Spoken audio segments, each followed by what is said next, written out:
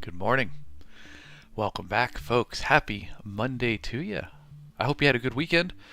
Hope you rested up. You feel rested, recovered, excited, and ready to kick off a new week and really a new year, because last week was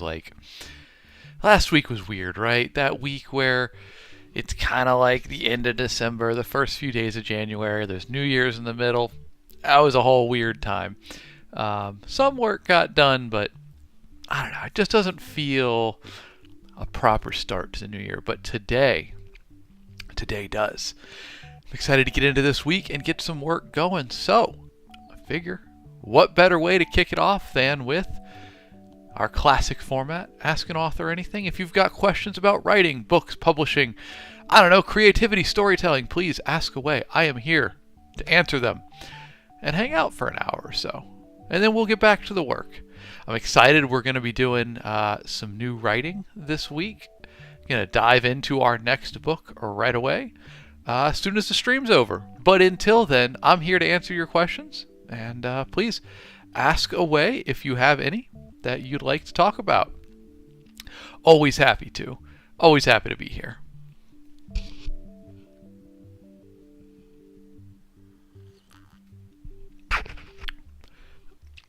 But no, it should be a good day outside of stream. Going to be doing some work on the sequel to Wriggly Little Hands. It's going to be a fun one.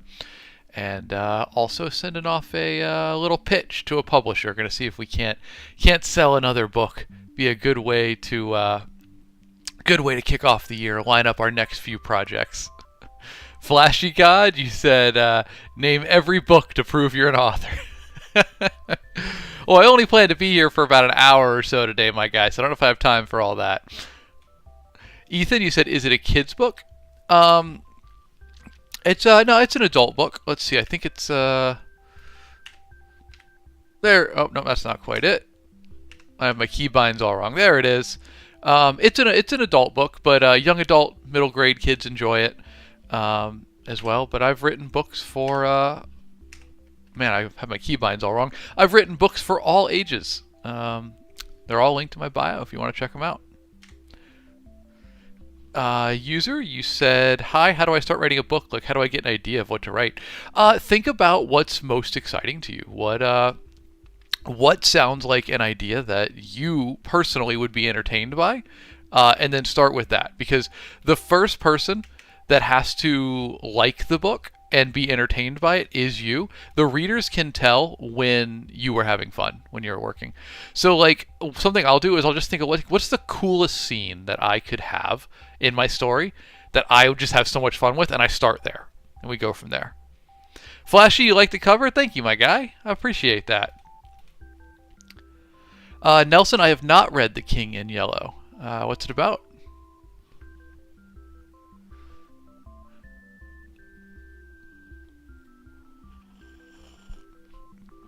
But yeah, that's how I would go with start writing. I wouldn't worry about writing a book right off the bat. If you're really new to writing, just work on a scene, work on a chapter, start smaller, and have fun with it. Caleb said, have you ever tried writing a comic? If not, would you? I've never tried writing a comic, but it would be interesting. I would definitely be down to try it. I think it's really fascinating how comics have to tell a story in so few words compared to, books. I'm used to having 70 to 100,000 words to tell a story, and a comic book has got to do it in much, much less words. I don't know what the word count for a comic book would be, but considerably less. Under 10,000, probably. Flashy God, you said some of my favorite works. Some of my favorite works would be Jurassic Park. The novel. The movie's great too, but I love the novel. I love anything by Joe Abercrombie. Lord of the Rings, obviously. Terry Pratchett stuff, love that. Really just anything by Michael Crichton as well. Those are kind of my top dog authors, but I read widely, for sure. Disaster Mind, you said... Oh, I missed a couple questions. Here we go. Appreciate this, everybody. Let me catch up with them. DST, have you ever read any Warhammer books? I haven't. I have a friend that wrote for Warhammer's Black Library, and the universe seems really fun, so I would like to read some. I just haven't gotten around to it yet. No Name Sentinel, any tips on knowing if something is bad writing, as if it doesn't make sense? It's really experience and practice. You kind of feel that out as you go.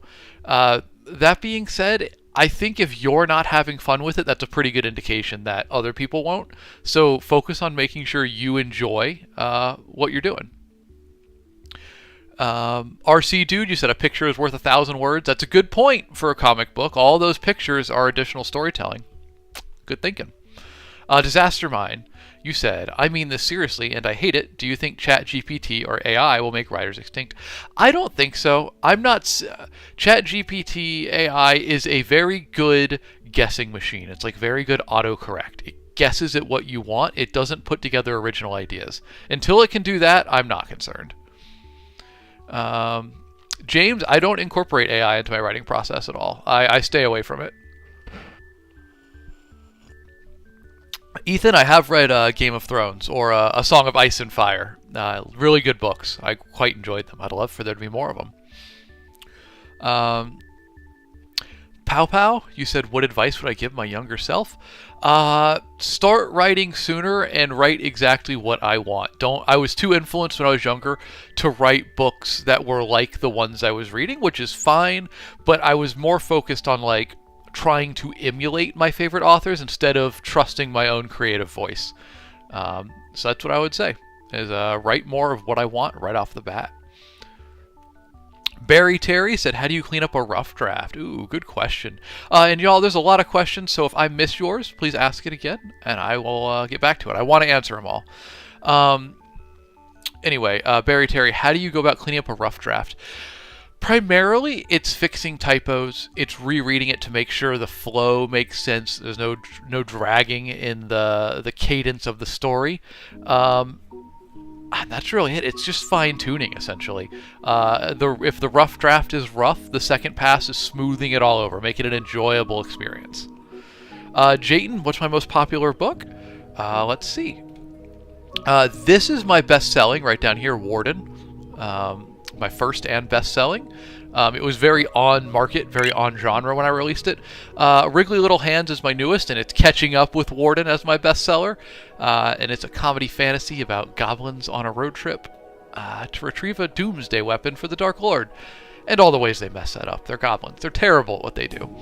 But yeah, here's all my books. They're linked in my bio. If any of those sound interesting, please do check them out. I'd appreciate it. Is Tolkien the best linguist and writer ever? It's always hard to call someone the best at something, but Tolkien certainly stands in a class of his own. I absolutely love his works and appreciate the dedication and how seriously he took it. Like, fantasy wasn't that big a thing. It wasn't really much of a known quantity when he was writing it, and so he really invested in it as like it was what he did, right? He did his teaching job, and then he wrote his books that he treated very seriously, so I respect that. Paint Drinker, welcome back, my friend. You said, do you think it would be better to do a graphic novel / comic or just a normal book? Well, it depends on what you're trying to do. Are you trying to sell it, spread it widely? Because if that's the case, a comic book or a graphic novel requires an artist or for you to do the art. So if you don't have somebody to do that, it's more difficult to do. A book, on its basic level, you just have to write the words. It's a one-person project. Now, if you can do the art, then it's really a toss-up. It's really down to what you want to do. Oscar, you said, what kind of stories do I make? Well, thank you for asking.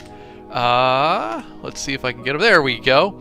I write fantasy mostly. This is fantasy up top, and a little bit of lit RPG down below. I'm really moving into the comedy space lately. Comedy, fantasy, kind of silly adventures. Like with this one right here.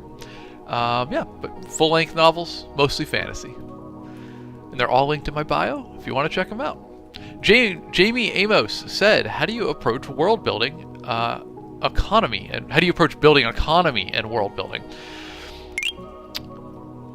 I don't worry about it too much. I'm pretty excited about the kind of middle of the road fantasy stories. So that typically puts most stories in like a medieval-esque setting, maybe pushing like Renaissance era time period. So I just focus the economy around that. I've not had too many books where the economy has been a big deal yet. But I don't know. I haven't had to worry about that too much.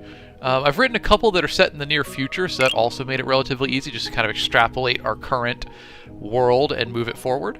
So I've not spent too much time on it, I guess. F said, can you become a writer without going to school for it? Absolutely. In fact, I recommend it. I personally have not found a lot of value in traditional education for writing. I think the best thing you can do to be an author is read a lot of books that you enjoy, read occasional books that are outside of your comfort zone, and then just write a lot. I really love, my favorite thing about writing is literally you get into it by just already doing what you enjoy, reading books and writing stories. And the more you do those two things, the better you're going to get as an author.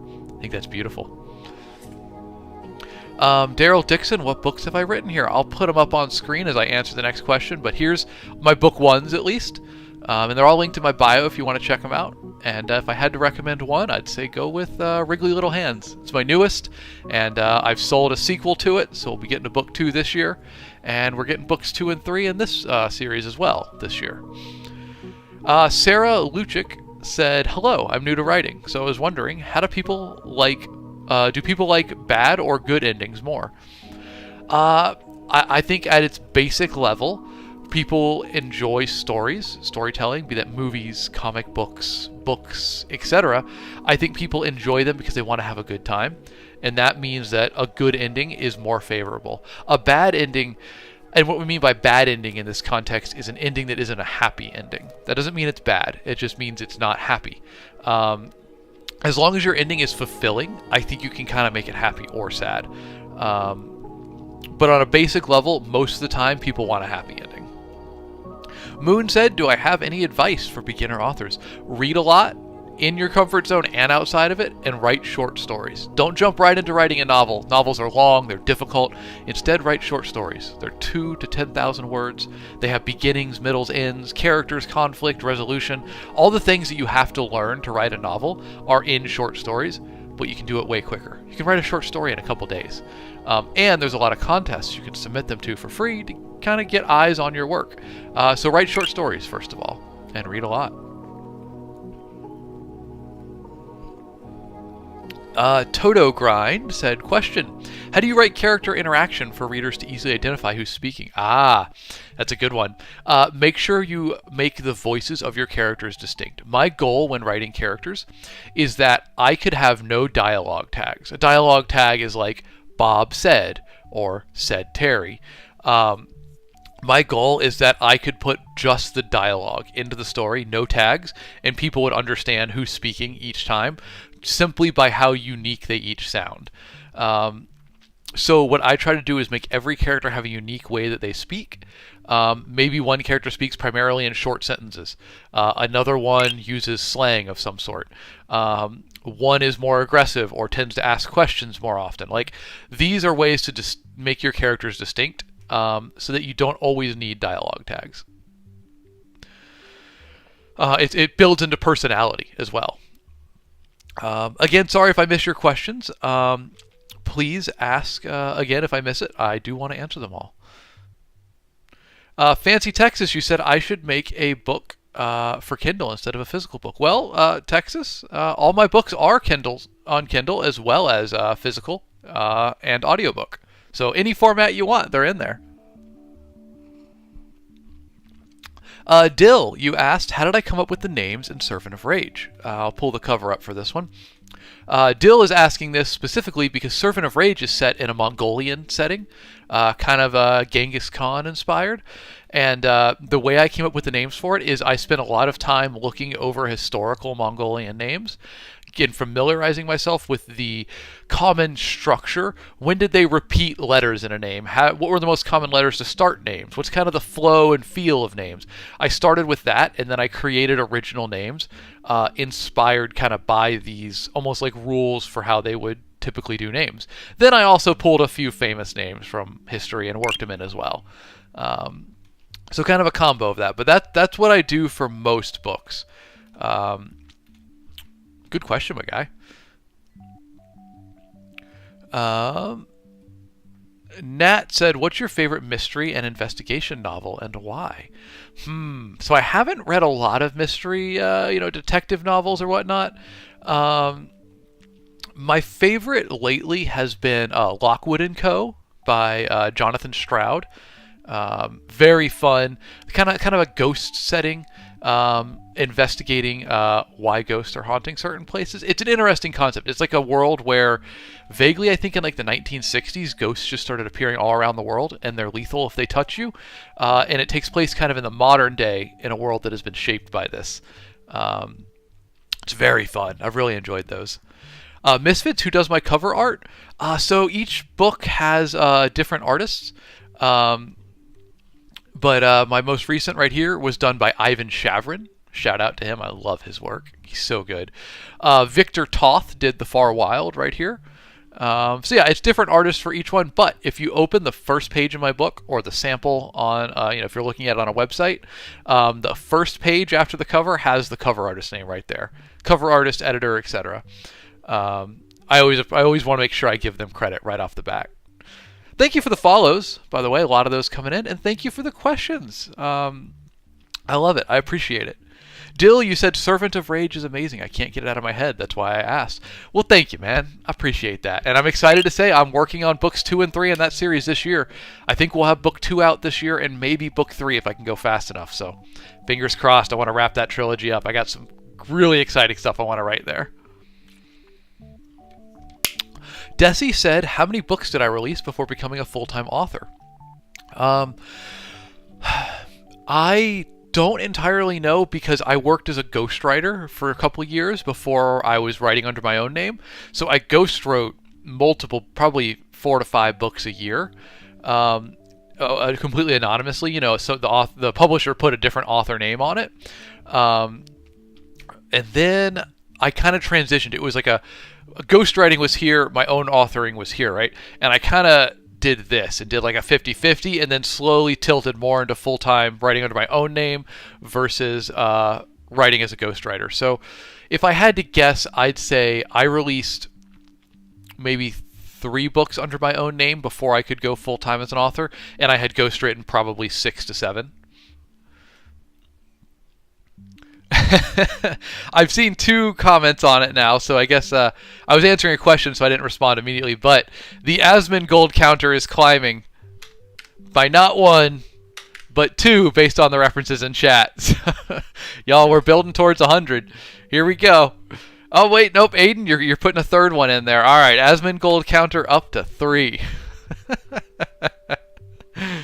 Y'all, we're gonna hit 100 on that pretty quick. Pretty quick.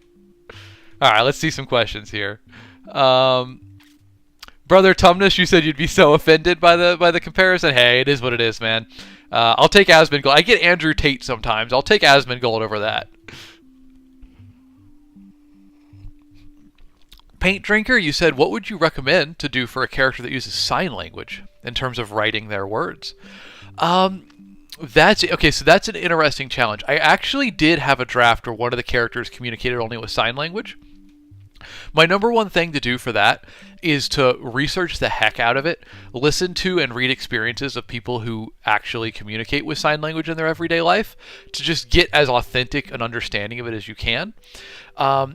Then basically I just would describe the signs that they were doing. Not each one, but I would describe a few of them, and then let the POV character who was seeing it know a little bit of sign language, and or learn more as the story went on just by like recognizing signs.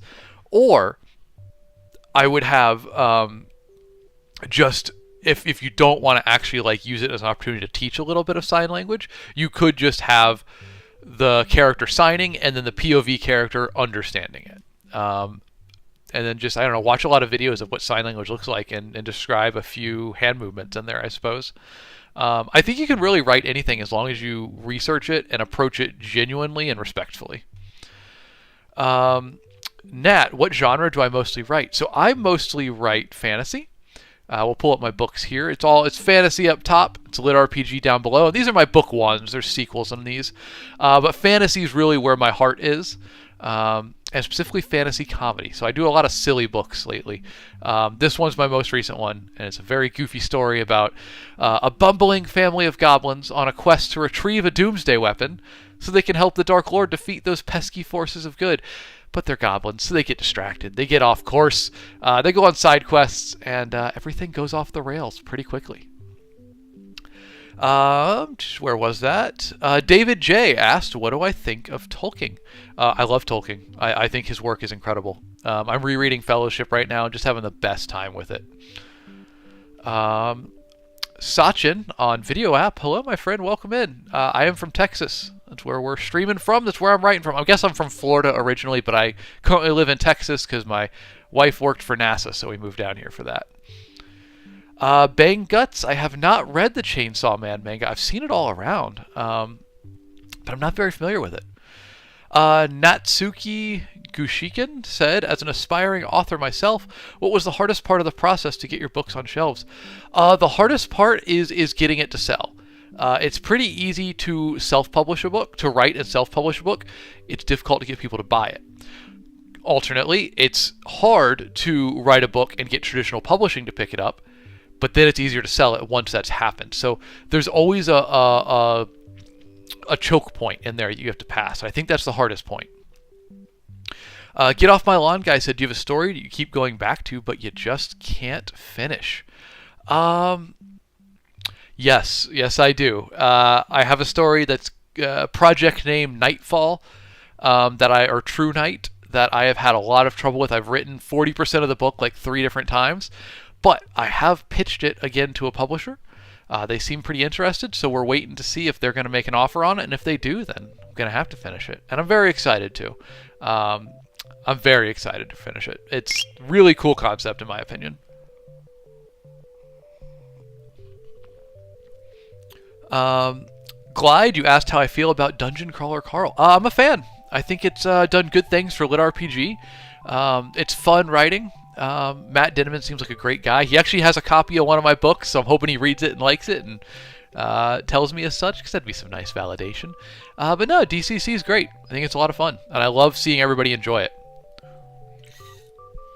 Nat, can you read my novels online? You can. They are all available. Where pretty much anywhere you would buy books online, as audiobooks, paperbacks, and physical copies. So they're linked in my bio. Check it out. I would appreciate it. Sei Itachi said, what inspired you to be an author? I really liked reading. I read a lot as a kid. I loved the stories.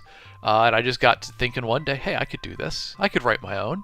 And I found that I really love writing. Just the act of actually typing on the keyboard, putting a story together sentence by sentence, I really love that. And I just kind of fell in love with it. What are some of my favorite short stories? Asks Misfit. Ooh. I think Joe Abercrombie has a very good anthology of short stories entitled Sharp Ends by Joe Abercrombie. I really like that. Outside of that, I like to pay attention to like the Writers of the Future contest, because it publishes short stories from non-professional authors every quarter that win their contest. And I think it's really cool to read what aspiring authors are writing, and that the contest has, the 4 best that it picks every quarter. I think it's a lot of fun.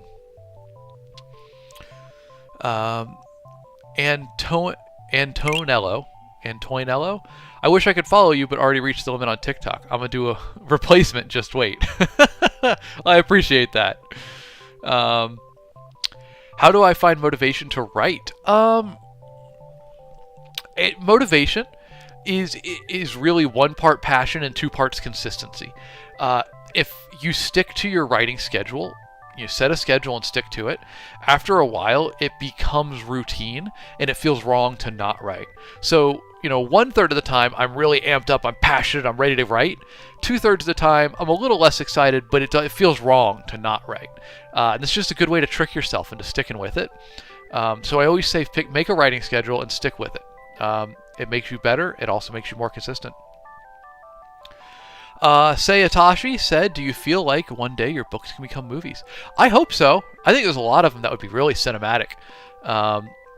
Also, the main thing is just if they become movies, it means that they are successful enough that there's interest in them becoming movies. And what I really want is just for more people to read them and enjoy them. I really love that. I love hearing when people are having a good time reading them. So if they become movies, they've then reached a certain threshold where a lot of people have enjoyed them, and I would love to see that. Rafi, how you doing today, buddy? Good to see you.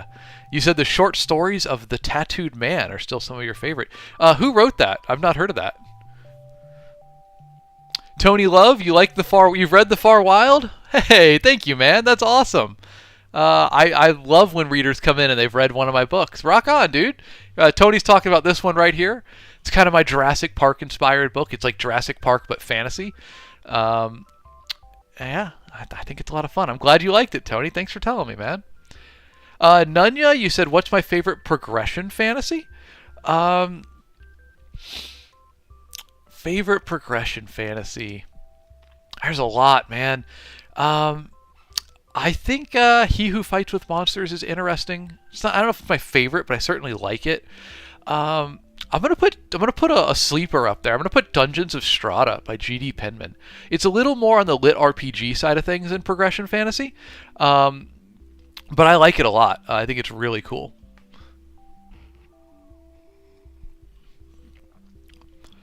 Josh Mercer. You had a big question here. You said, as someone who hates reading, what book of yours should I read first? Josh, if reading's not quite your thing, I'm going to say start with Wriggly Little Hands.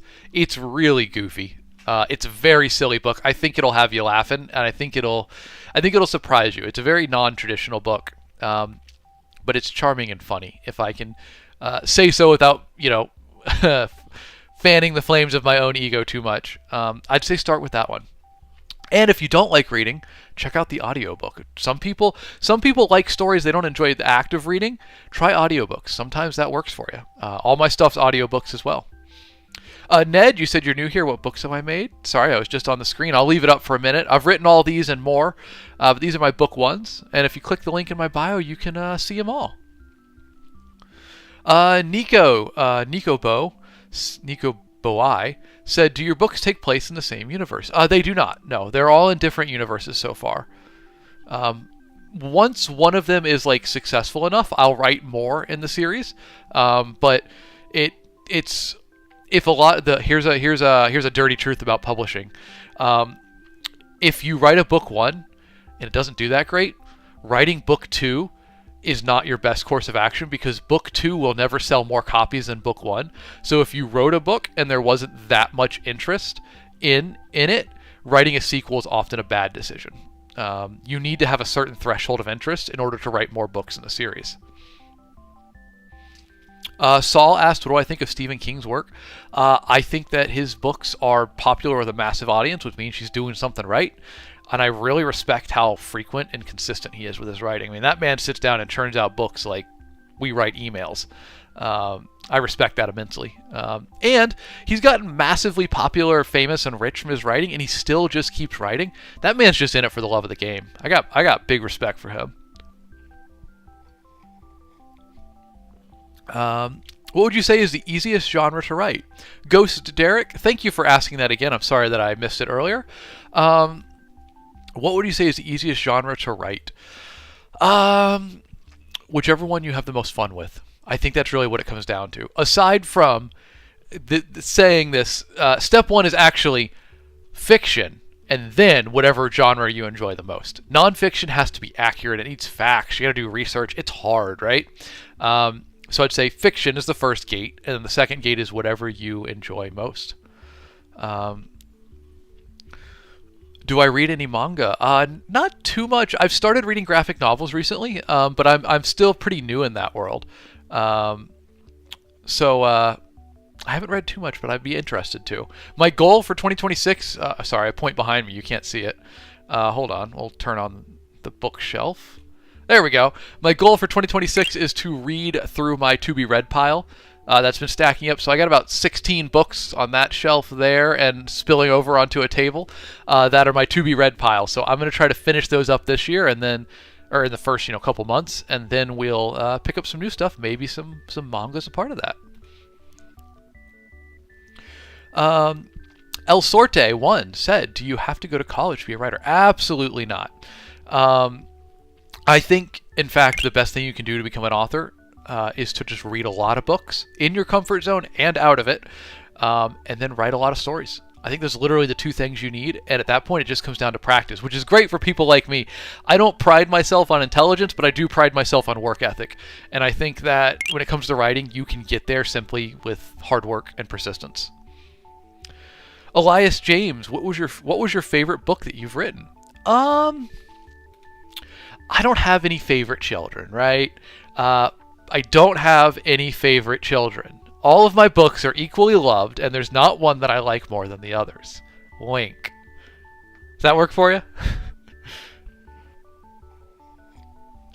Love Machine said, "What was my favorite book as a child?"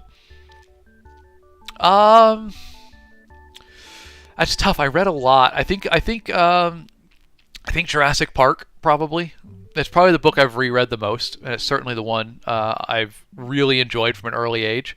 If you've seen the movie and you like it, you should try the novel out. It's equally as good, if not better. Hey, Cursed Exile, love this pool. You said, what do you think of stories blending horror and comedy, a la Evil Dead? Dude, I love Evil Dead. I think Army of Darkness, Ash vs. Evil Dead, etc., that whole franchise is a ton of fun. I think that horror and comedy is a wonderful thing to do. It's going to hit a smaller audience. If you're writing to sell, something you have to think about, unfortunately, is what are the genres that sell best?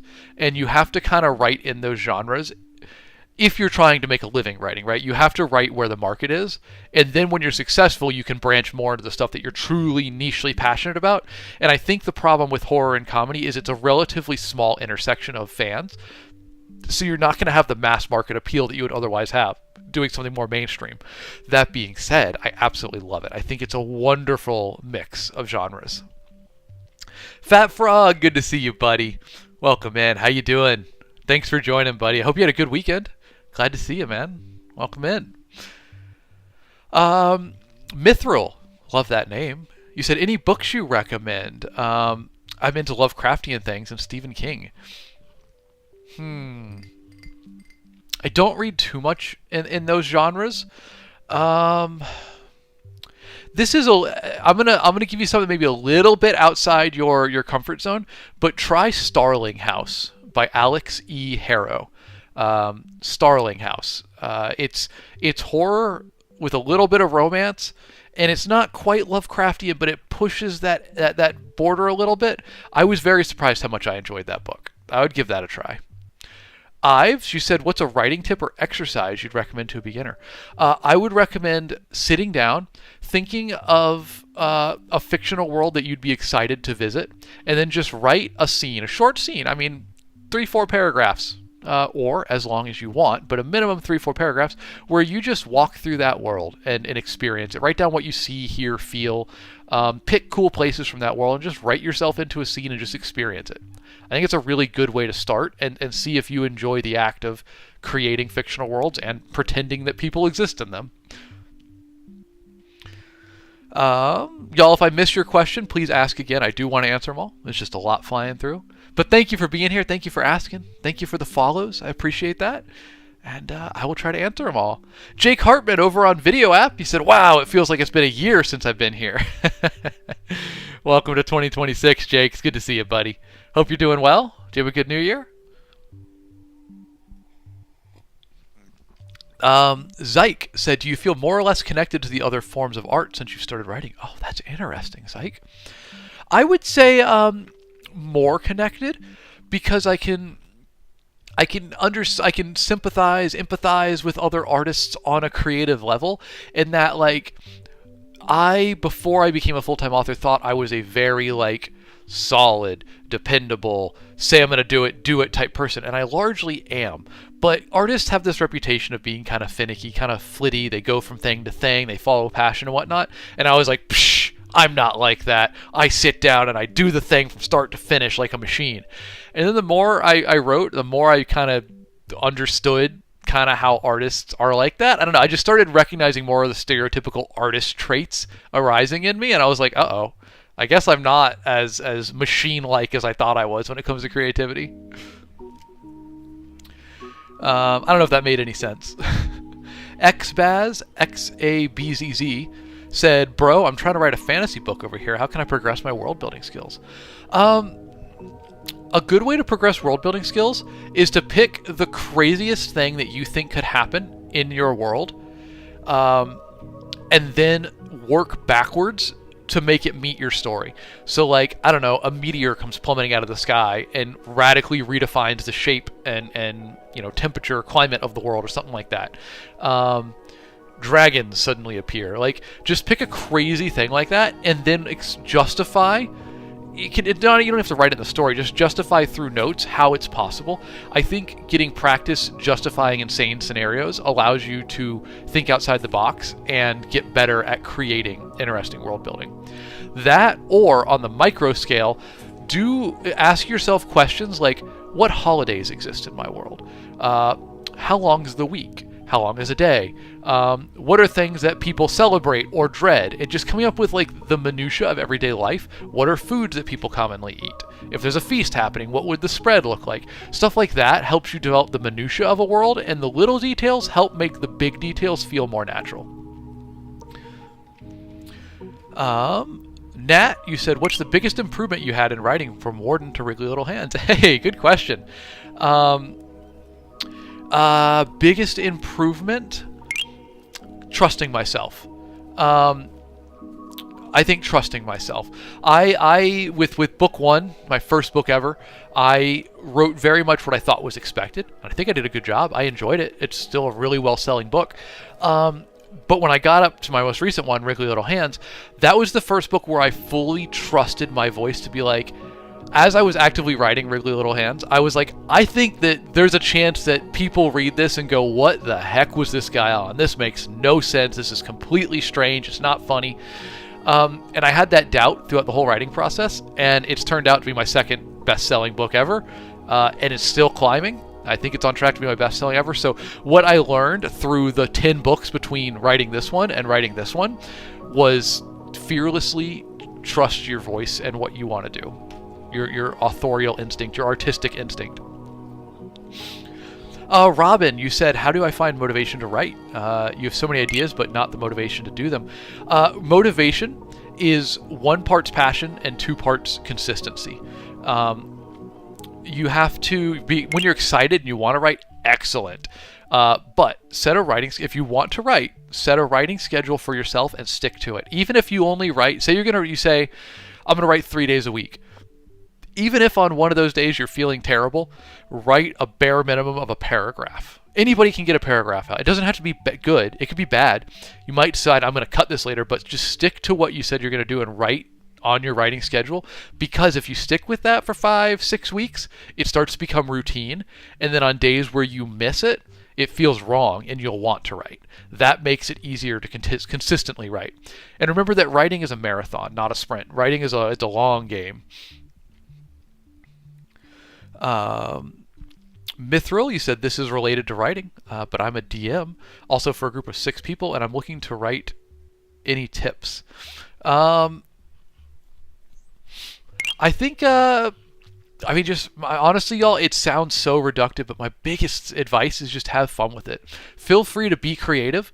Don't worry about like judgment or people thinking it doesn't make sense. Like, have fun first, because there's this spectrum in writing. We call it the rule of cool, or I call it the rule of fun. If something is fun or cool enough in a story, readers are okay with it being improbable or something that seems like it's not going to actually happen. Suspension of disbelief, we might call it. So the cooler and more fun something is, the more outlandish it can be, and people will be like, yeah, it doesn't really make sense, but I'm not going to focus on that because it's really fun, right? So make sure you have fun with it and you're doing stuff that you think is cool.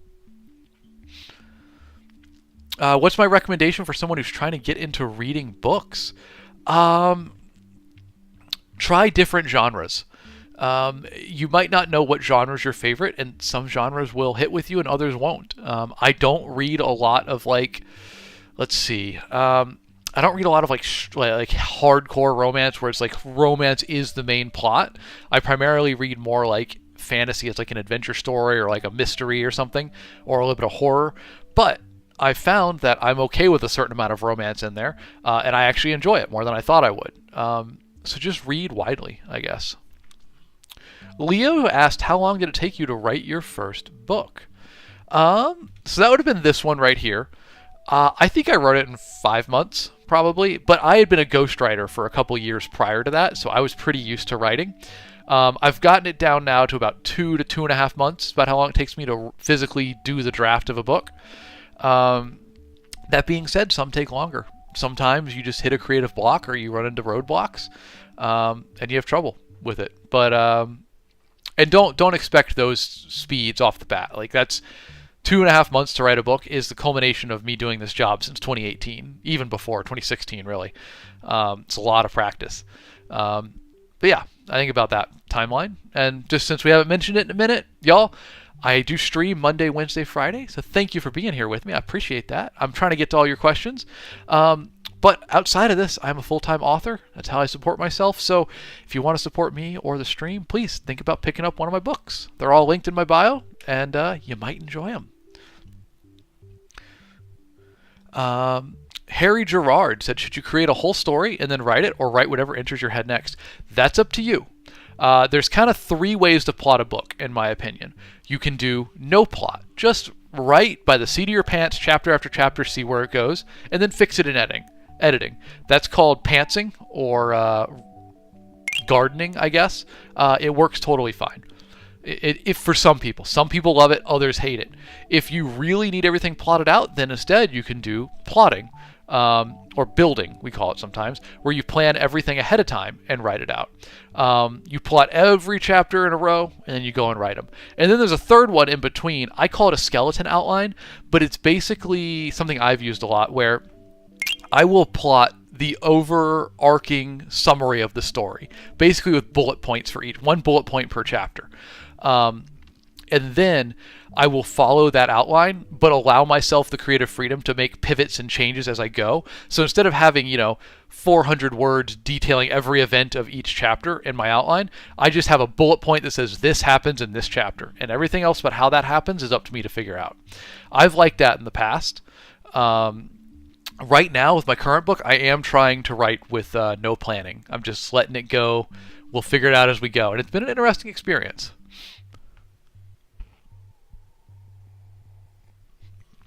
Ezer Salmingo, yeah, man, hit me with the line. I'll give you... Oh, wait, no, sorry. It was Hormy said, I'm writing my first short film. Could you tell me if a line I want to use is good? Yeah, for sure, my guy. Throw it at me.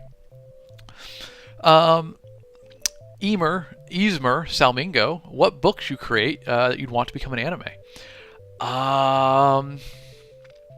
This would be an incredible anime. Hold on, let me pull it up bigger.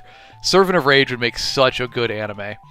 I wrote this to be very visual. It's inspired by Dragon Ball Z, but a more grounded, kind of gritty. People that read it say it's a lot like Berserk, if you're familiar.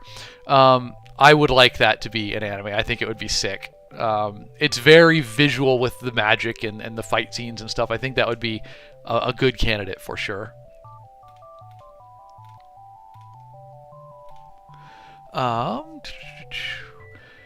Thank you for being here, everybody, and I apologize if I missed your question. I'm trying to get through them all. Jake Hartman on Video App said, most things are more habit-based.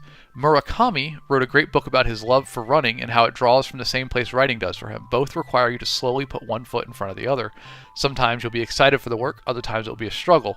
The best part of running is no one will ever ask when you're going to start making money from your 5Ks. It's very true, Jake. I see the comparisons. I also run for fitness, and I can see the comparison. It is very much one foot in front of the other, or one sentence after the other. Say, Atashi, do I make the art for my books, or do I have someone else do it? I have cover artists for all of them. I've been very grateful to work with incredible, talented cover artists. Ivan Shavrin did this one. Victor Toth did this one. Ivan Bondre did that one.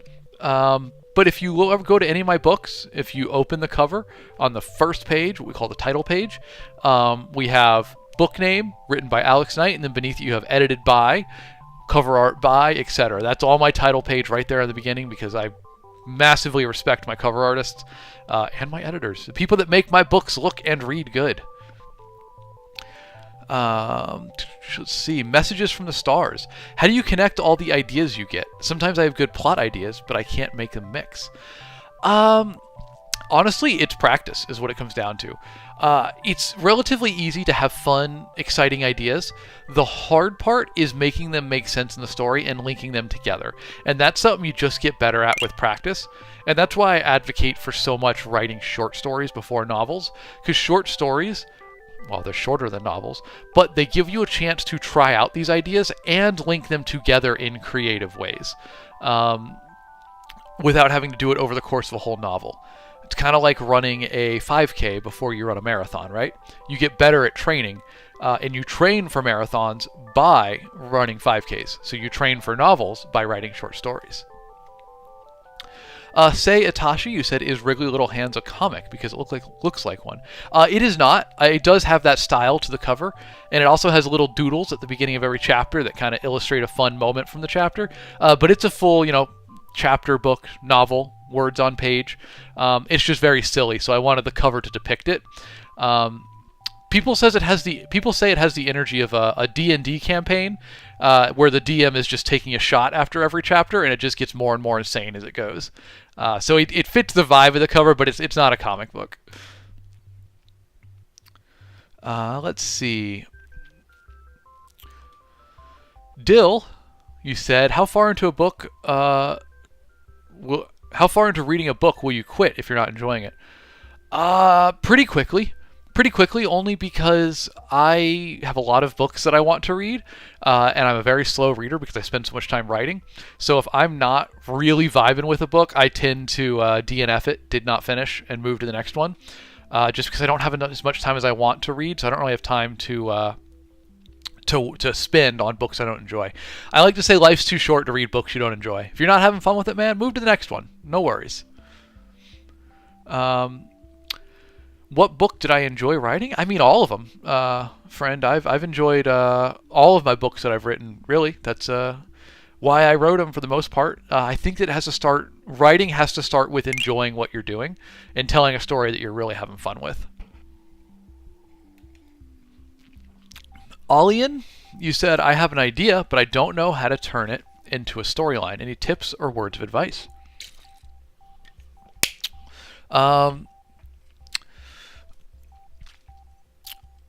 I think if you have an idea that you're excited about, you can approach this two ways. One, you can just start writing it and let the story go where it will and see what happens. Sometimes your subconscious will put together a story that you weren't expecting. It's a lot of fun. It's kind of discovery writing. The other idea is to sit down and try to map it out, bullet point by bullet point, and plot it all. And if you're going to do that, what I would say is think of the craziest moment you can in your story, and make that the climax, and then logically think backwards. What steps had to happen to get to this point, and make those the chapters that build up to the climax. Give that a try. Let me know how that works for you. Alex, how do you avoid making a boring or slow-paced start, or is it inevitable? Ooh, I like this one. Okay, so for the beginning of your story, the advice that I've heard that I really resonate with is your story should start as late as possible without confusing the reader. So basically, you need to put the reader as much into the high-paced action of the story where you can still explain what's happening. You don't want them to be totally lost, but you don't want them to understand everything right off the bat. So basically, if your story starts with, say, a character running away from home, the instinct would be, I'm going to start the story when they close the front door and slip off into the night, right?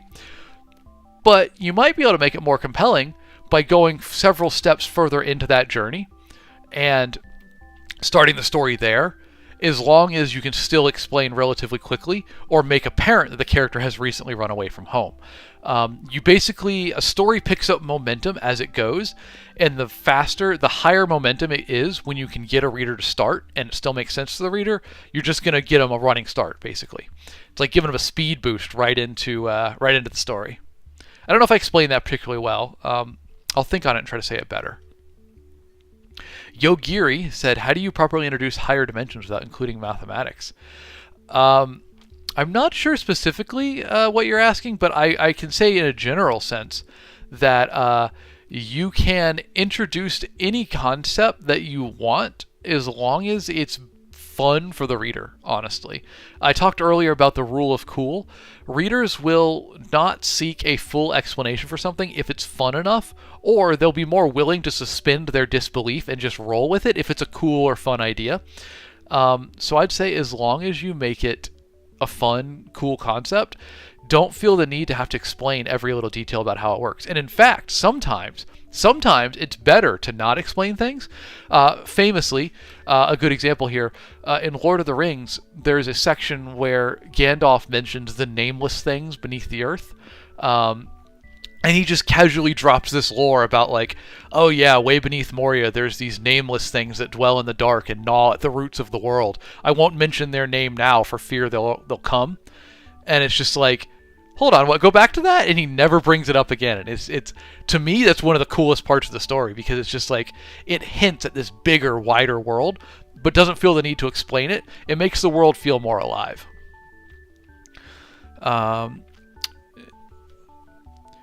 Neko, you said, how is the map progress? It's going good. We made a lot of progress on Friday. Here, we can pull it up real quick. Let's see if we can grab it here for a minute. Oh, you know, I have it downloaded. Let me grab it. If you don't know, y'all, on Fridays, I make fantasy maps live on stream. And here's our progress as it stands now.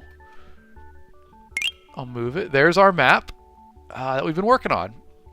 We're building this piece by piece each week, and we'll keep doing it. Last week, we worked on the desert down here. So we built this whole desert. It was pretty fun. I enjoyed it. And this Friday, we'll be doing it again. So come on back for that, guys. It's going to be a good one. I'm excited for it.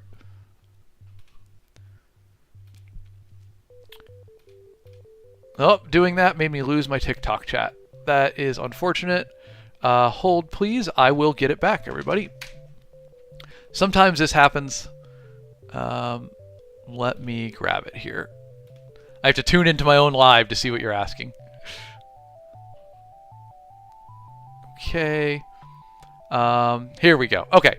Have you ever read Rick Riordan's books? They inspired so many of my ideas. He's so good. I have. I think Riordan's writing is absolutely awesome. I really enjoy reading his stuff. I haven't read as much of it as I would like these days, just because he writes so much. He's very prolific, and I appreciate that. Alrighty. Raph, you said... Oh, it scrolled away right as I tried to read it. Here it is. What's the best place for young writers to post their writing for feedback? Okay, so this is a good question, Raph. There is an instinct for new authors to want feedback on all of their writing. That's a good instinct, but don't let other people's feedback influence you too much. What I would say is to write a lot and make sure you have fun with it.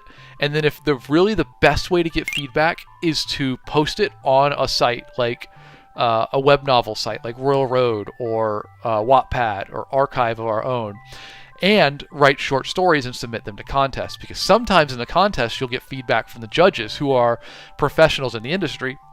They'll give you feedback on it, or you'll win the contest and you'll know it was good.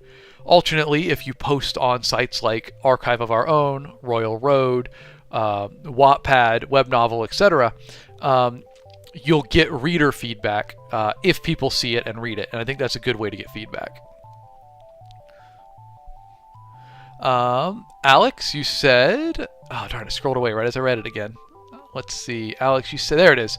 What is your advice on world-building lore from scratch? Do you make it up as you go along? I personally do prefer to build my worlds from scratch. I like that. It's my preferred approach. Like, as I go along, I will write the story and then create the world around it. But some folks enjoy building the world first and then coming up with a story to populate it. It's try both ways and see what works for you, because it's really just a personal preference. Happy? Ooh, this is an interesting question. How do I make a studious character more exciting? Ooh, I like this challenge, Happy. Personally, I think any type of character can be made exciting if you give them goals and we see them achieving them throughout the story. As well, I think this is the most important thing in character building, is to make your characters likable, and give them a flaw that holds them back. And they probably shouldn't realize this flaw early on.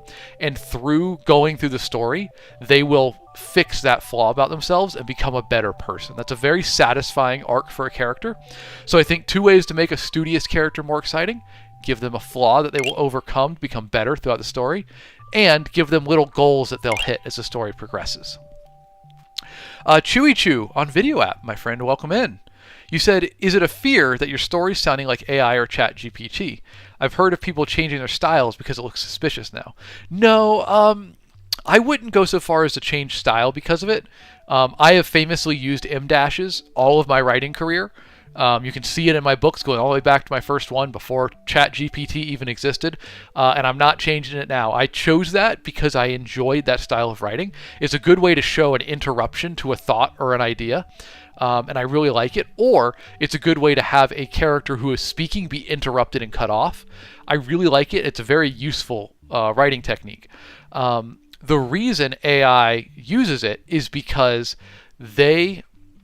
it is copying what it's seen authors do. So if I change my style because of that, it might just copy that new style if more people start doing it, and then we're right back where we started. So I'm just going to keep writing how I write, and not worry about it too much.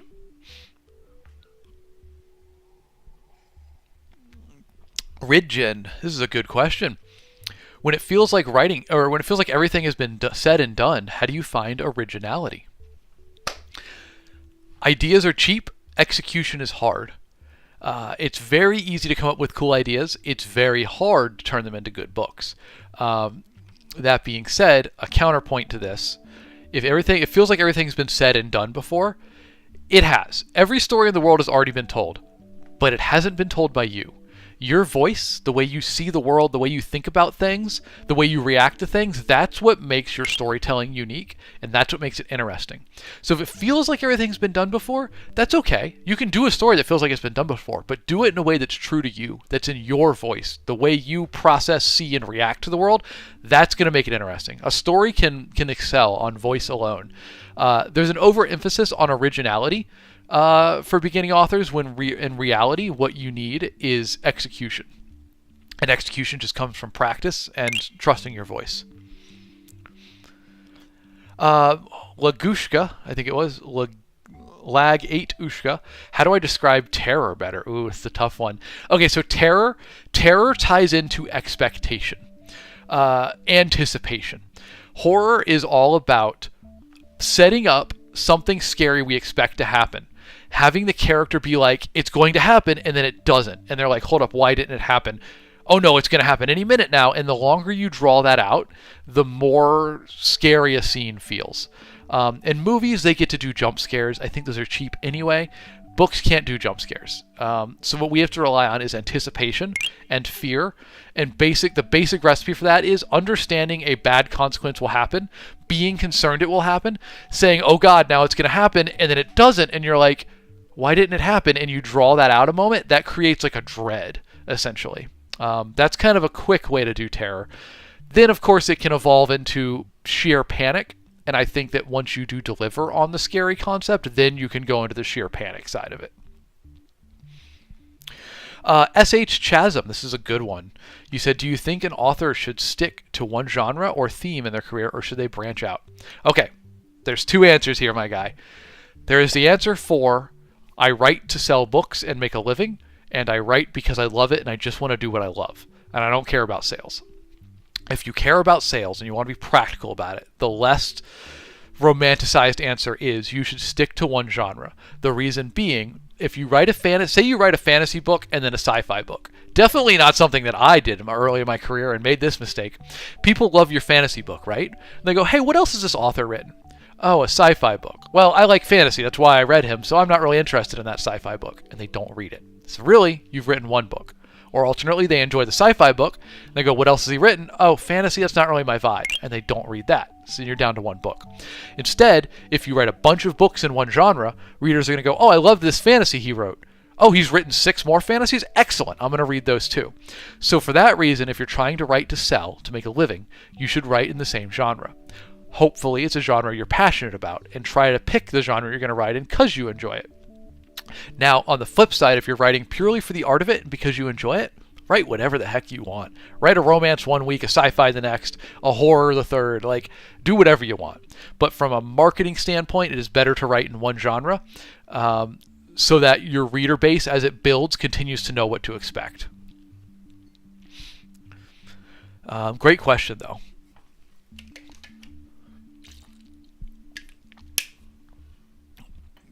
All right. Thank you for the questions, everybody. If I miss one, please do ask again. I do want to answer them all.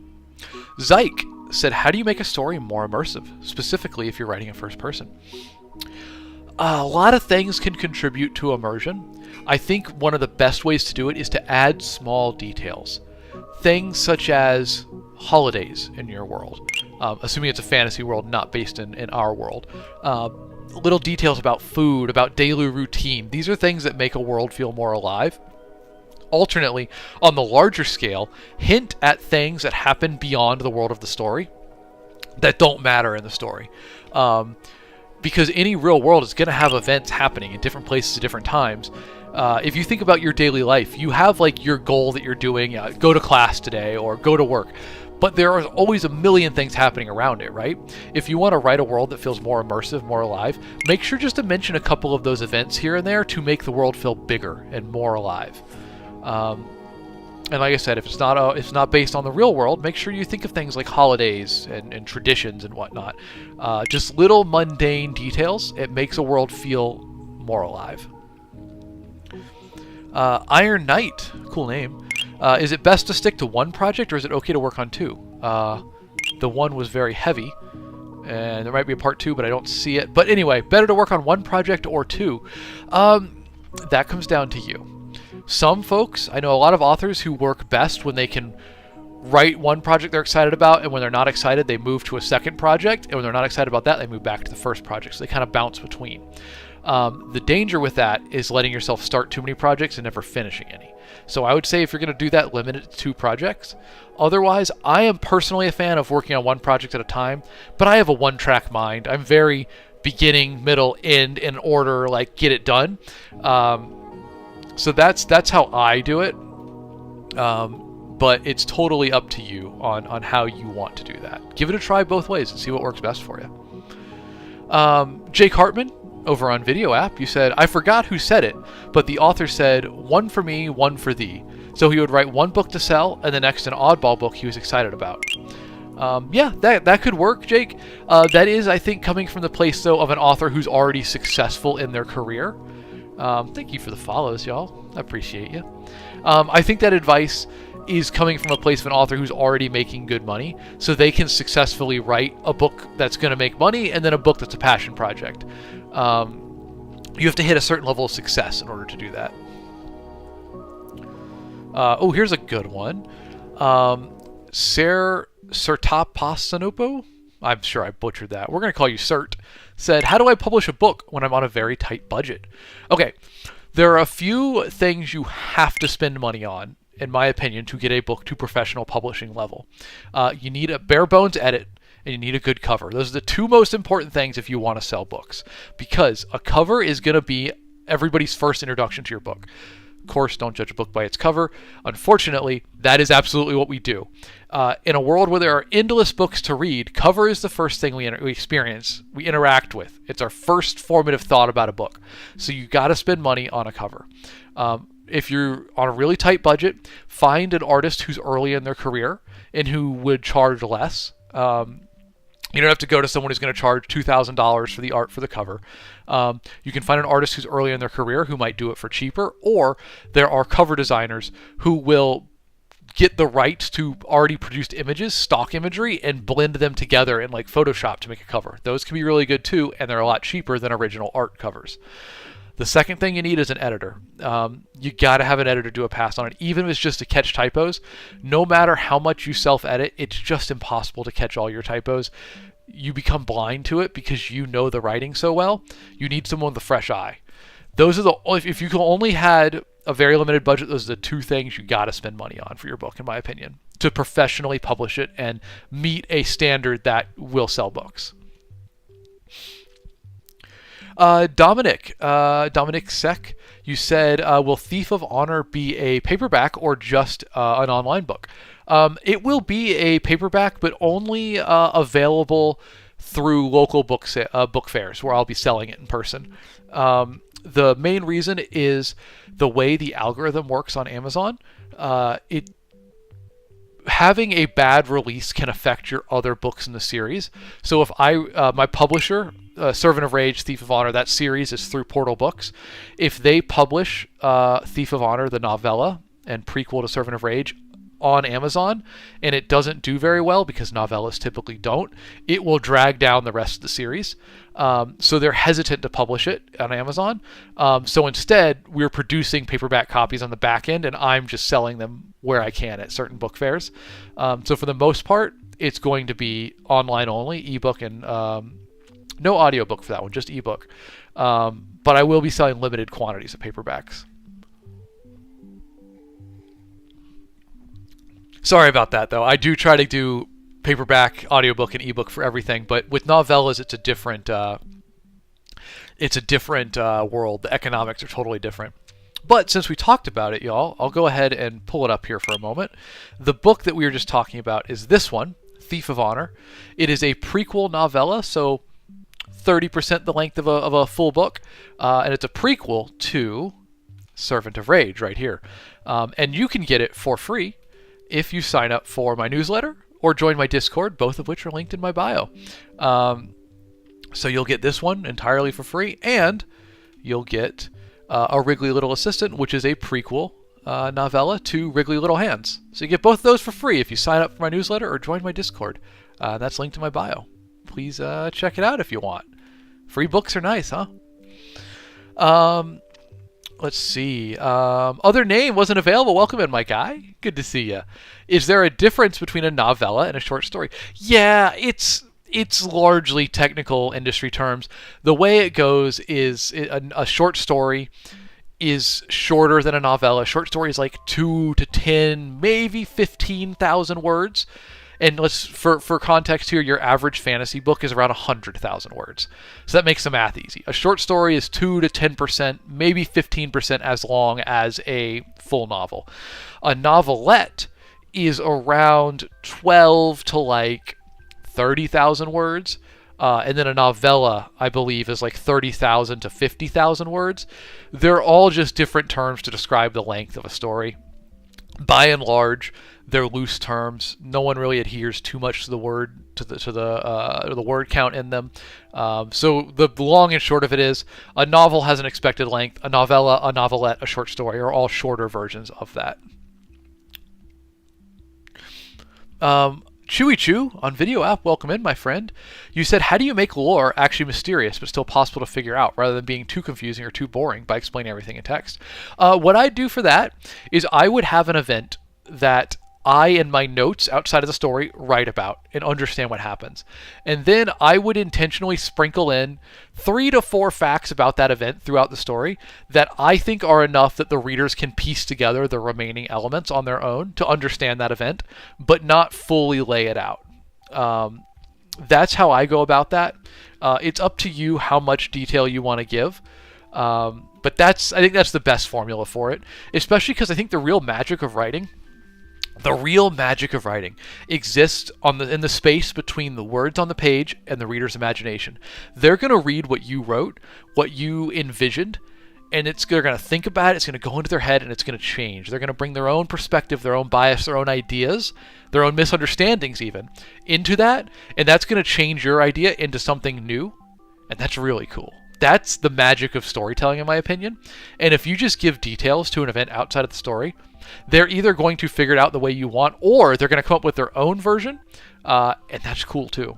So I think just sprinkle in details, and most of all, trust the reader to figure it out. I consistently learn the readers are so much smarter than I think they are, and likely than me, where I think I'm not giving enough detail, and they completely solve what I'm trying to say.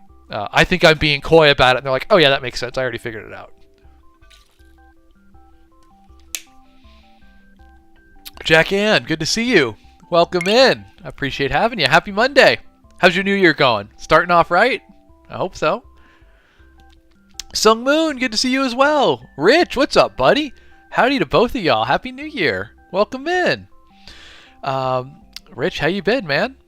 Sung Moon, we're crawling closer to F1 season. We're not there yet, but we're getting there, man. I'm excited. Sky, how do you avoid lore becoming an unfired Chekhov's gun? Oh, Sky, that's a thoughtful question. I don't think you really can. I think the difference is emphasis.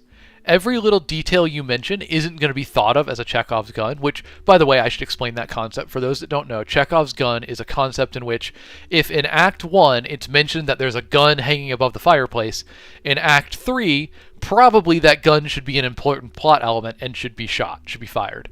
That's the basic concept. What it's saying is, if you're going to mention a detail, it probably needs to be brought back. It needs to be important enough that it's relevant to bring back later. That being said, I think if not every detail in the story has to be like that. So if you want a detail to be a Chekhov's gun, give it a little more emphasis. Instead of just mentioning it in one sentence, mention it in 2 or 3. That way, details that are just mentioned once in the story are allowed to just be background lore, and details that have a little more emphasis, you put a little more thought into, a little more focus on, those become the ones that are relevant. I think that's how I handle it, at least, and it's been pretty good for me.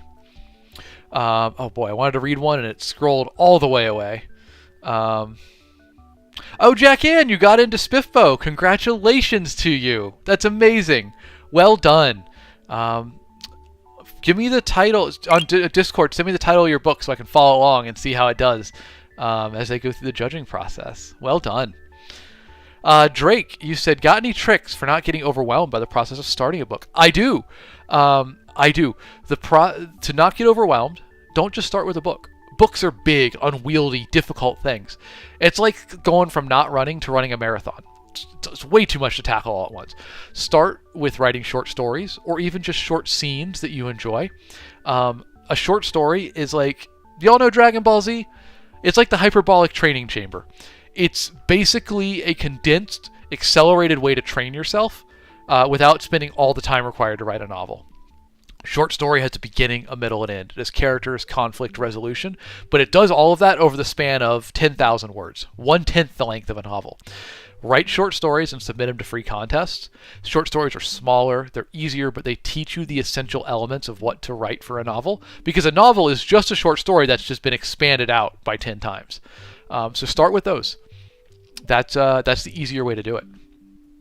Star, I do have a Discord. It's linked in my bio. We'd love to have you if you want to join. Got 240 something members. And if you do join it, you get 2 novellas for free.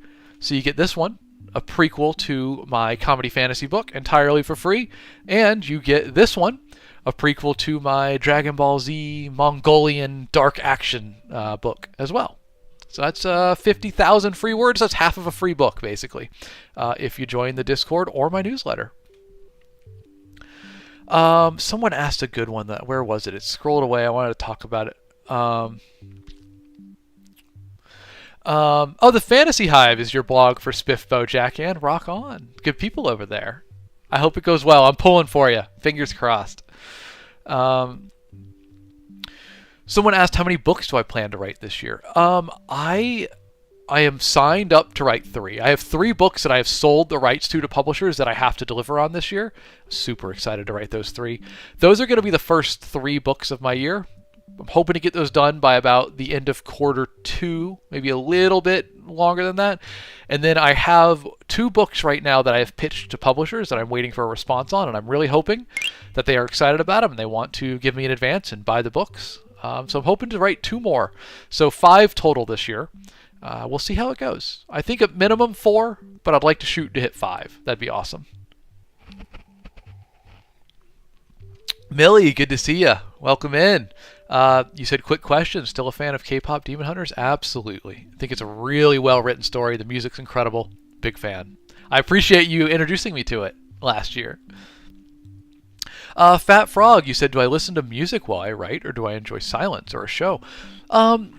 When I really am having trouble focusing, I need no music. It needs to be nice and quiet. If I'm feeling good, I'm in the flow of it, I can put some music on in the background. That's my preferred way to write.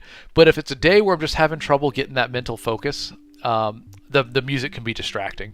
But I prefer to write to 3 types of music. I really like metal in the background. I really like what I call ambiance, which is like movie soundtrack music, stuff like that. And I really like creepy horror music to write to. I know those are weird things, but they're just what click with me when I'm writing. Oh, I appreciate that, Joseph. Thank you, my man. The congrats on the book deals. Thank you very much.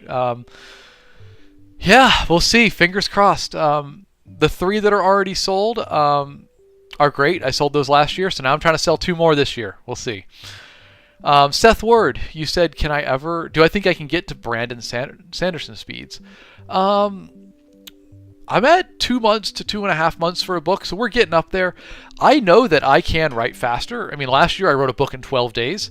My brain was liquefied and oozing out of my nose by the end of that, and it was absolute hell.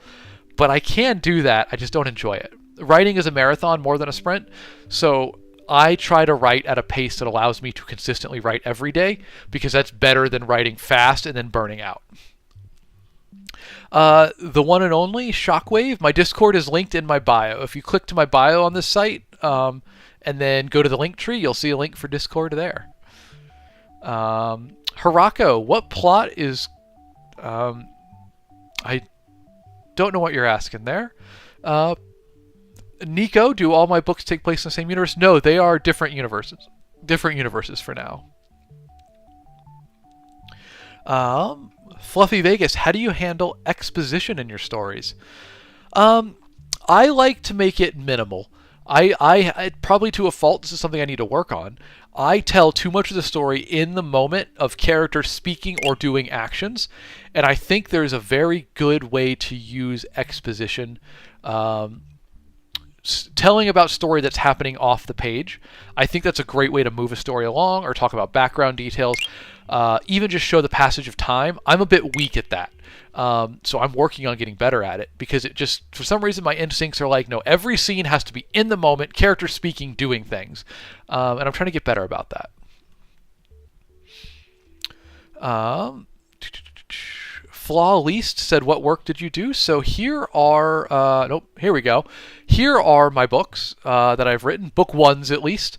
I think I have 11 published books total beyond this, because this one is a 5-book series, this one's a 3-book trilogy, this has 2 sequels coming, this has a sequel coming. So these are my books that you would start with, essentially. But yeah, I do fantasy mostly, and then a little bit of lit RPG down here. And I got 3 to 5 more coming this year, so fingers crossed I can get at it. They're all linked in my bio. If you're interested in picking them up, they're available pretty much anywhere books are sold. Give a look, and I hope you enjoy them. I don't really make money from streaming. That's not my goal. But if you want to support me or the stream, or you want to see, everything I'm talking about in practice, feel free to pick up one of my books. I would appreciate it. It helps me keep doing this job. Zyke, you said, any tips on how to make a story less formulaic? Don't worry so much about the formula. I say take creative risks, creative liberties. My best works have come when I felt free to just do things that feel wacky or might not work out. When you take those risks, you're often stepping away from formula and trying new things. So formula's a guideline. Follow writing formulas as a guideline, and then feel free to branch off from them when you want to. Don't let it guide you, but don't let it hold you back, is the way I would say it. Iser Salmingo, is it okay? Hold on, it scrolled away. You said, is it okay to use key value listing format as a starter story? Like this example, name words. Oh, okay. You're saying for a title? I mean, it's fine. It's fine. I think I've said earlier that cover is one of the first things. The cover art is one of the first things that a reader experiences about your story. The second thing is the title. So put a lot of thought into the title. You want it to be evocative, interesting, but most of all, you want it to, along with your cover, they should inform the reader what genre the book is in and what to expect. Because if someone's looking for a fantasy book, they're going to look at covers, and if a cover doesn't look like a fantasy book, they're not going to investigate further. So your cover needs to be interesting, your title needs to be interesting, but they both need to kind of tell the reader, hey, this is a fantasy book.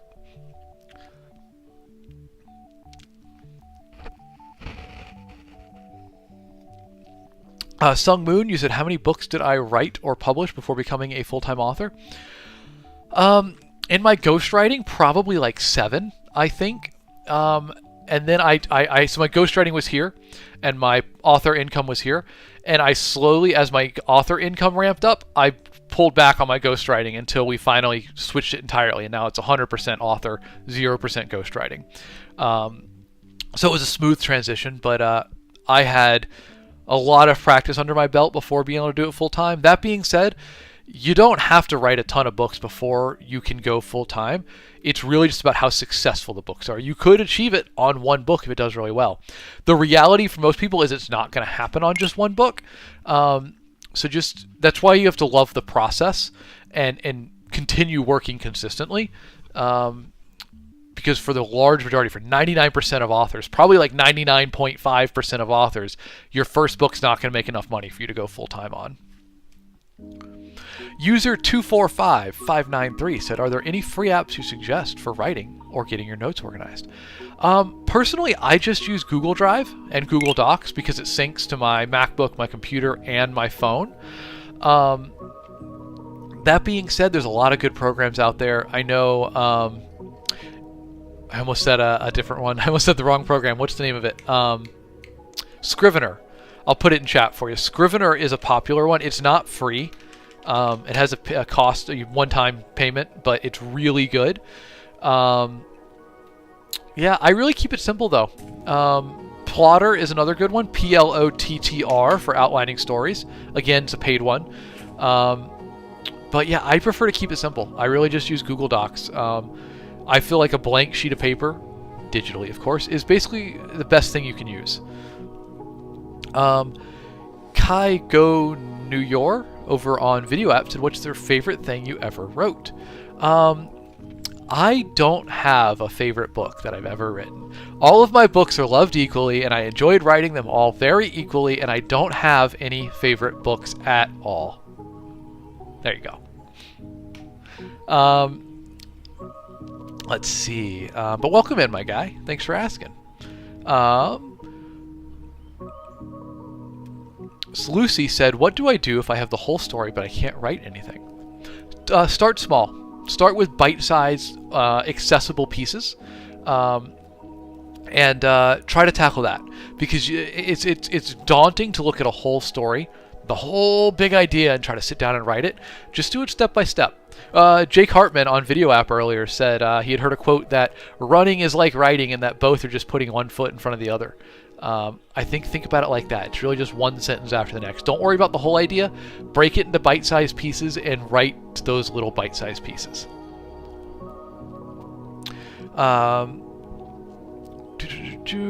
Yes, for those that don't know, I see there's a question about it, and Jack Ann answered in chat. On Fridays, y'all, we make fantasy maps live on stream. So we're going to go back to that on Friday. And in fact, here, let me pull up. There we go. There's our current map that we're working on. So on Friday, we're going to go back to working on this. Last Friday, we worked on the whole desert region. And we'll see where we go next. So feel free to tune back in Friday at 7 a.m. Central Time. We're going to be working on that. It's always fun. Average Bear, you said earlier, I said all of my books are in separate universes so far. Does that confirm future crossovers? Hey, maybe. I don't have any plans for it presently, but what I will say is the unsexy answer, the uninspired answer is a series has to do well enough for me to continue writing books in it. That's why I very rarely write a book that isn't finished in one. I will perhaps leave a couple plot threads up so that there's potential for more books if it does well enough. But readers should be able to leave each of my books satisfied. And if a book does really well, then I'll write more and more books in that world. That's kind of like why Wrigley Little Hands is getting a sequel. It did well enough that a book 2 was warranted. Uh, so I will do more books or books in the same universe if I have one that really takes off. Basically, I continue to write cool, fun ideas in the hopes that one of them will really resonate and take off. And I've had books do well, but I haven't had like a big smash hit. So that's kind of what I'm waiting for, what I'm shooting for. 4-6, welcome in, my guy. You said, is the bean juice hot? Not anymore. It's pretty cool now, but we're down to the dregs. So we're going to finish that and wrap up stream here in a minute. I thank you all for being here. Thank you for the follows. I appreciate that a lot. And thank you for the great questions.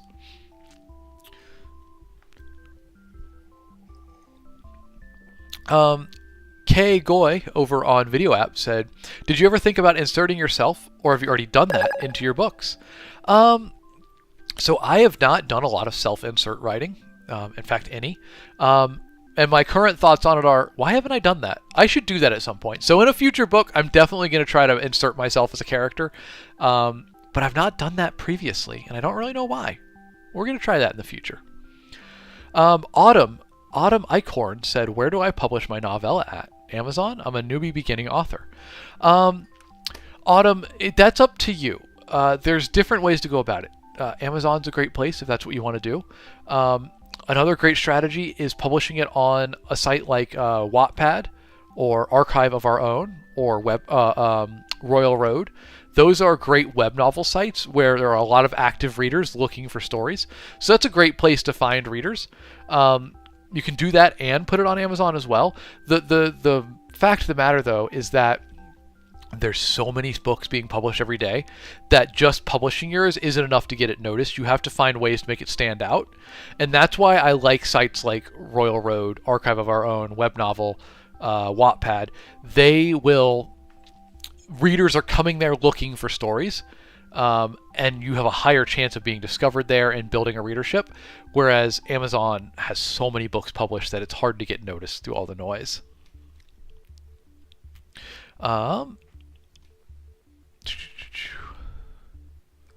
Let's see. Random Jared said, how do I make a book after reading lots of books? One sentence at a time, my guy. Find something that's fun for you, that you're excited to write about, a story that you want to tell, and then just write it one sentence, one word, one sentence, one paragraph, one chapter at a time. Love the process of it, and write to entertain yourself. And I think before you know it, you'll have a story.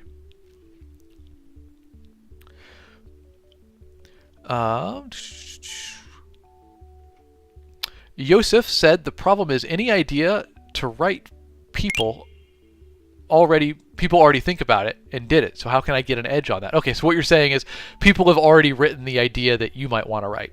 My answer to that is ideas are easy, execution is hard.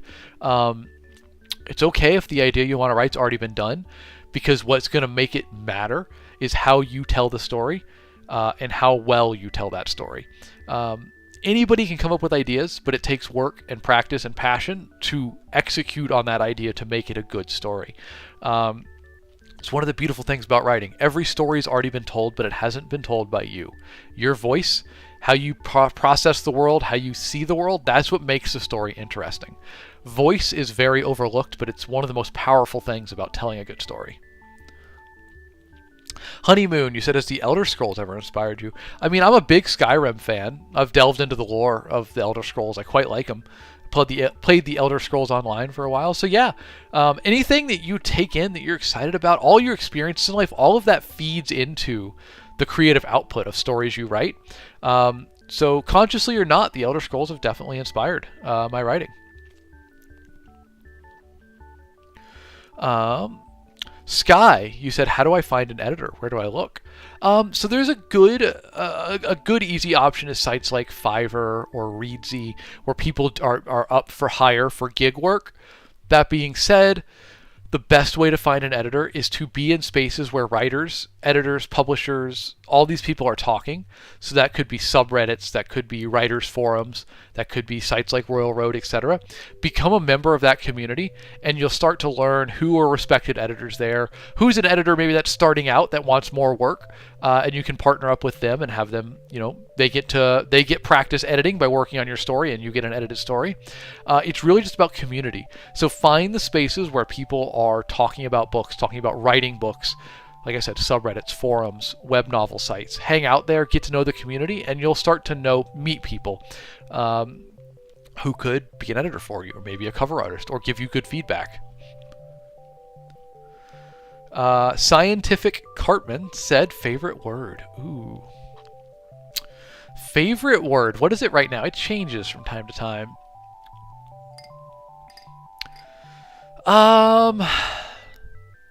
Scurry. Scurry. Scurry. I think that's a fun one right now. But we'll see. It changes. It changes based on the day, Water. Here's a good question. How do you set up a good plot twist? Love this question. Plot twists are... I have a 3-step process for it. Step 1, you mention the plot twist, the idea. You suggest it in a way that is obvious to the reader. You're not telling them this is going to happen, but you're putting in their heads that something like this might happen. Now, you might put it in their head as like, oh, that's a crazy idea, that would never happen. But you mention it once. Then, later in the book, you mention it again, but very subtle. This is a very gentle mention of it. The idea is that very attentive readers will pick up on it and kind of have it in the back of their head. Other readers will just go right past it and not notice it. And then the third step is you actually execute on the plot twist. You make it happen. And the reason we do these 3 steps are readers that are very attentive will have caught your first reference, caught your second reference, and then when the plot twist happens, they go, ooh, that's exciting. I was thinking that might happen. I'm so smart. I figured it out. That was a fun little puzzle. I'm excited to see this new direction of the story. Readers that didn't pick up on it are going to go, oh, wow, that was totally out of left field. But because you mentioned it twice, whether they realize it or not, they're going to subconsciously kind of expected it to happen on some level. But if they didn't actively realize it, it's going to be an exciting, cool new twist. That's my formula, at least, for doing plot twists. Mention it decently obvious, mention it really subtle, execute on the plot twist.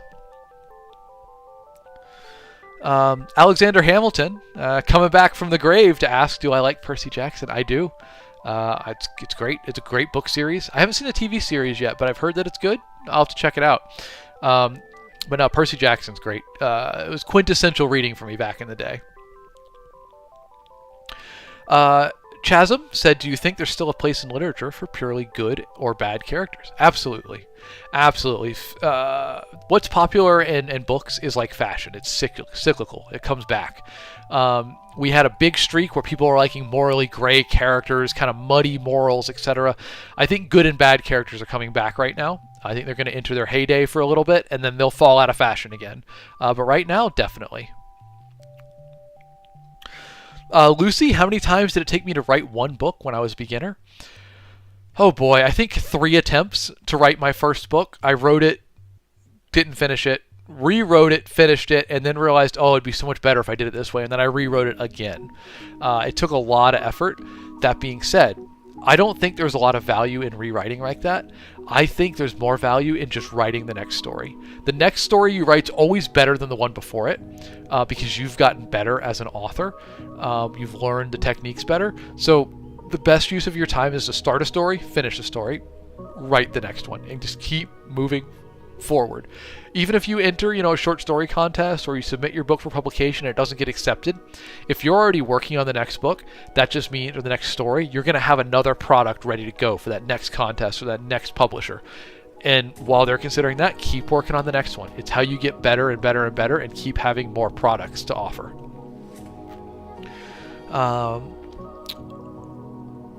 Millie, thank you for the recommendation. I will give it a look. I appreciate it. Sorry, a lot of questions coming in. I'm trying to read them all, but they're scrolling quick. Is Wild West an underrated genre? It's definitely out of vogue right now, but I think, Wild West novels, Western novels, dime novels, those are fun. I like those a lot.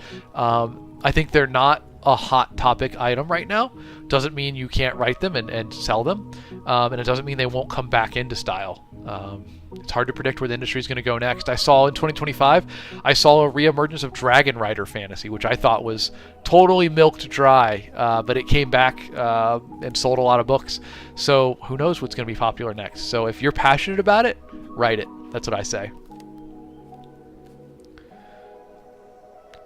Lucy, I did read Harry Potter as a kid. I was the target demographic millennial that grew up reading those books. Shame where the author's at these days. How do I make an unreliable narrator a protagonist? Basically, you present the character telling the story as they see it, and then you also introduce elements in the story that factually disprove what your narrator is saying. It could be as simple as, in chapter 1, the narrator, who's unreliable, could say, oh, historically, this, and this happened. And then later in the book, we learn from an outside source that actually, historically, this, and this happened, and it contradicts what your narrator has said. Basically, the more you can contradict your narrator, the more the audience will lose trust in them and start to realize they're unreliable. That's a good way to do it subtly. You could also just have your narrator say, oh yeah, I don't have the best memory, or give them a reason for why they might lie about their story. There's a lot of ways to do it, but just basically at its core, contradict the narrator. Sea Duck said, how do you cope with writer's block? Okay, this one I get asked a lot. Here's my solution. It works for most people. If it doesn't work for you, come back and tell me, and we'll troubleshoot again. But my go-to solution, set a timer for 5 to 10 minutes. And during that timer, while it's running, you have to have your hands on your keyboard. You got to be writing in the world of your story. Doesn't have to be good. Doesn't mean you're not going to just throw it away when the timer's done. But for 5 to 10 minutes, hands on keyboard, writing in the world of your story. Don't worry if it's good. Just write for that 5 to 10 minutes. What I find is, by the time that timer's done, I may or may not have writing that I'm going to keep. But the act of writing for that time and not thinking about it kickstarted the creative centers of my brain and pushed me through writer's block. Basically, writer's block is a failure to start. It stops you from getting into the flow of your writing.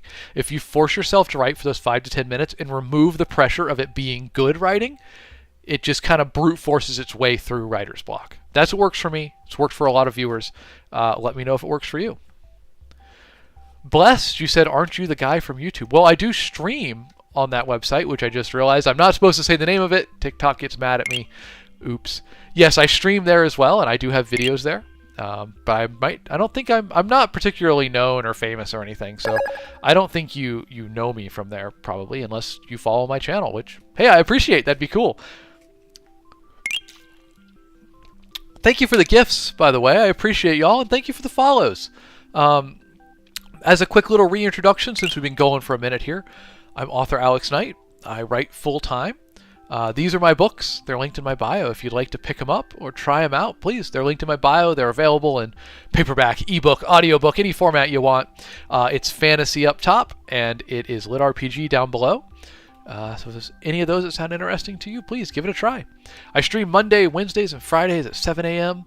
On Mondays, we do Q&A. On Wednesdays, a bit of a wild card. Who knows what we're doing? And on Fridays, we make fantasy maps live on stream, like these here.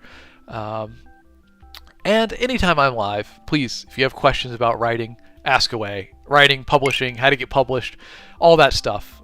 Please, if I'm live, ask away. Always happy to answer. Outside of that, though, y'all, I've been going for about an hour 40 today, so that's a bit of a long stream. I need to get to writing. Got to sell some books to make some money to keep eating. So, thank you for joining me. I appreciate the follows. I appreciate the questions. It's been a pleasure being here with y'all today. I will be back Wednesday, same time, same place, and I hope to see you here.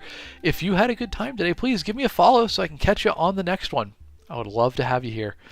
Until then, folks, I'll say thank you very much to everybody in chat for bringing their questions, bringing the good vibes. I've appreciated you being here.